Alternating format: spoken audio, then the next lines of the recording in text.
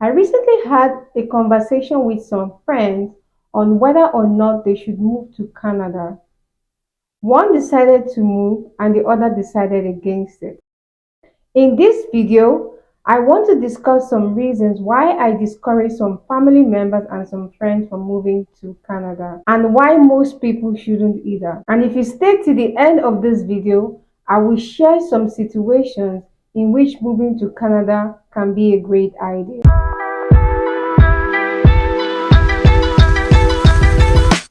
You may have to start from the scratch if you move to Canada. Do not move to Canada if you're not ready to work hard. Canada is not the place for the lazy. Are you ready to work 2 to 3 jobs to earn a living?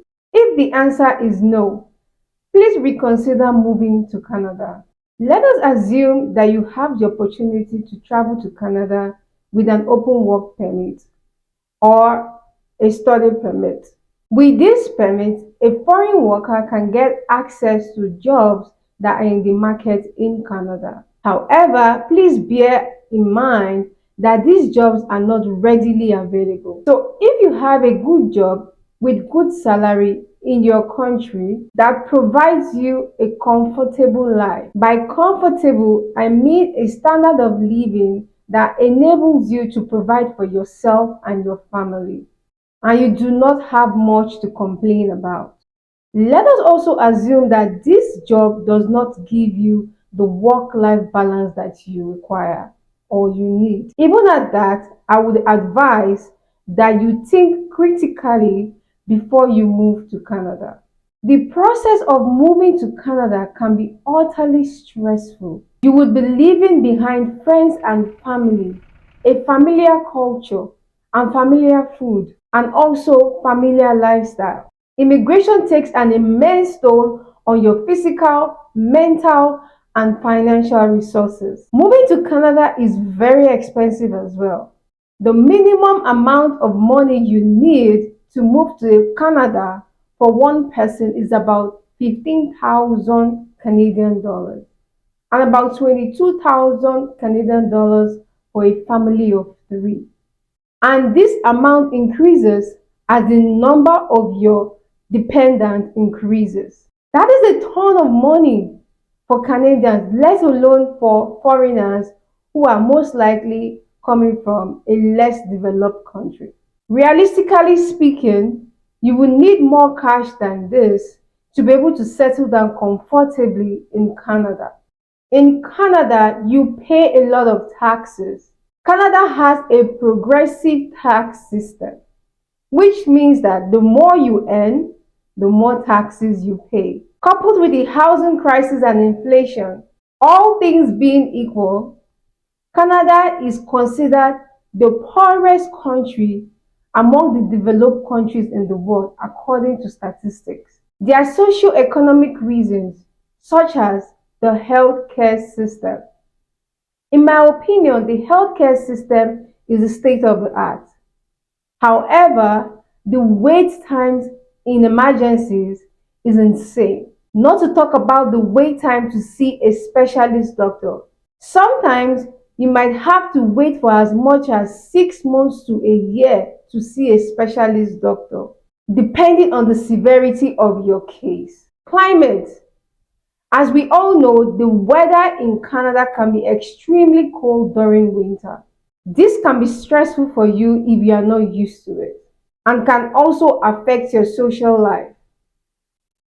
Your social life may be non-existent if you do not have friends and family. There are other socio-economic reasons such as inflation, discrimination, silent racism, unaffordable housing, expensive groceries, which I'm not going to go into details to explain because every country has its own problem. You need strong reasons and motivation to move to Canada to make it worth your while. Canada is probably one of the most immigration-friendly countries. However, this doesn't mean that the country is going to make this process easy for you. The immigration process is tough, but that is easy compared to what you're going to face when you come to Canada. Things like finding a doctor, looking for school for your kids, building your career from where you started, or possibly changing careers, it takes hard work and motivation to reach a point where you can settle down in Canada. On the average, it takes about 5 to 10 years for you to settle down in Canada. In the first 5 years, you'll be grappling on how to get a hang of things around here. And in the latter years, you begin to feel at home. That is if you haven't gone back to your country by that time. Personally, it took me about 6 years to finally settle down in this country. If you decide to immigrate to Canada, you better make it a point of no return. Otherwise, you may likely go back to your country within 3 years. According to statistics, 6 out of 10 people who leave Canada live within the first 12 months. So I promise that if you stay till the end of this video, I will share some situations in which moving to Canada can be a great idea. Now let's do that. Let's answer the question of who should move to Canada. Should you move to Canada based on your current living situation? To evaluate this, we are going to look at it from this perspective: the wealth you currently have and how much your skills or profession is in demand in Canada. So the first scenario: if you have a low income and your profession is not in high demand, you probably shouldn't be moving to Canada at all, and most likely wouldn't have the means to do that. If you have a high income and your profession is not in high demand, you probably shouldn't be coming to Canada either, because you most likely will be better off in your own country with the money that you have. Otherwise, you might have to downgrade your life or change your career path, and that would not come easy. If you have a high income and your profession is also high in demand in Canada, you probably also shouldn't be moving to Canada, because why change anything? You are already comfortable.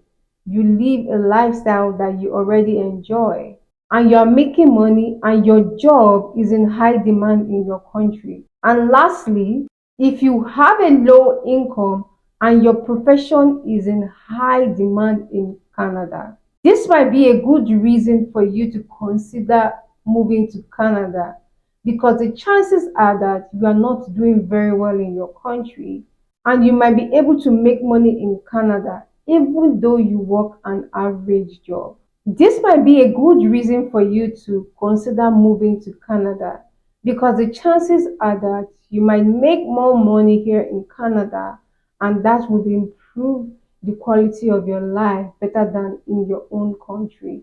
There is still another thing to consider, and we will be using the same dimensions I used earlier plus one more, and that is the wealth that you currently have, the profession you have if it is in high demand in Canada, plus security reasons. So again, the first scenario: if you have low income and low security plus a job that is high in demand in Canada, this might be a good reason for you to consider relocating to Canada, because you don't feel safe in your country and are probably being persecuted for whatever reason, and you are not making a lot of money. You most likely will be better off living in Canada even with an average salary. If you have high income, low security, plus a profession that is high in demand in Canada, this may apply to someone who is exposed to some certain type of persecution, or maybe there is war in their country. You also would most likely be better off living in Canada. If you have high income, high safety, high profession in demand, in this case, you need to sit down and critically look at your situation. And lastly, if you have low wealth, high safety, and your profession is high in demand in Canada, please get ready to work really hard. I'm going to end this by saying, before you move to Canada, please critically examine your situation. Be very clear on your motivation and the reason why you want to come to Canada. Thank you for watching, guys. Please let me know in the comments below if this video helped you to make a decision on whether or not to move to Canada. Click the like button and share this video, as this really helps me to grow my page. Also, please put on your post notification bell so that you do not miss any upcoming video. Thank you very much, guys, for watching, and I'll see you in my next video. Bye.